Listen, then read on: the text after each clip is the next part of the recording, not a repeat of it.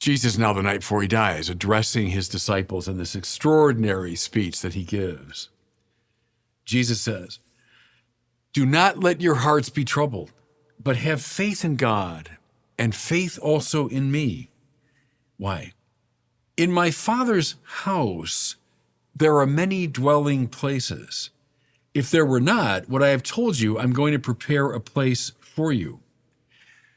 In my Father's house. What's the Father's house? Any first century Jew hearing that would say the temple. The temple is the Father's house. That's where the God of Israel dwells.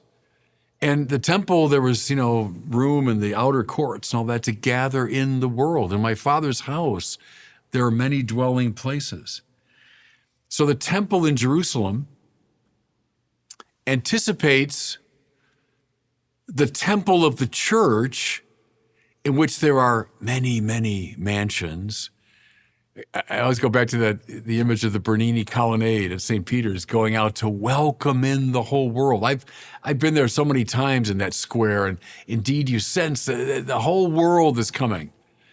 Yeah, there are many dwelling places in the temple of the church as it gathers in the nations. But now wait, Jerusalem temple, the temple of the church, the edifice of living stones.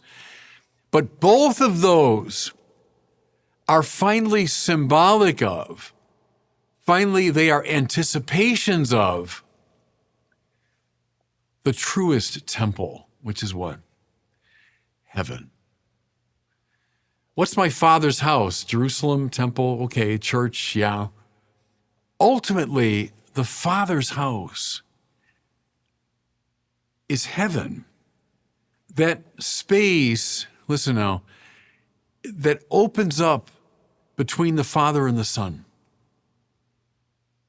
The Son went all the way to the limits of God-forsakenness to gather in even the worst of sinners, to gather in to the space in between the Father and the Son, which is called the Holy Spirit. The Holy Spirit is the love that connects the Father and the Son. In my Father's house, there are many dwelling places. What we're talking about here, everybody, it's a mystical significance here.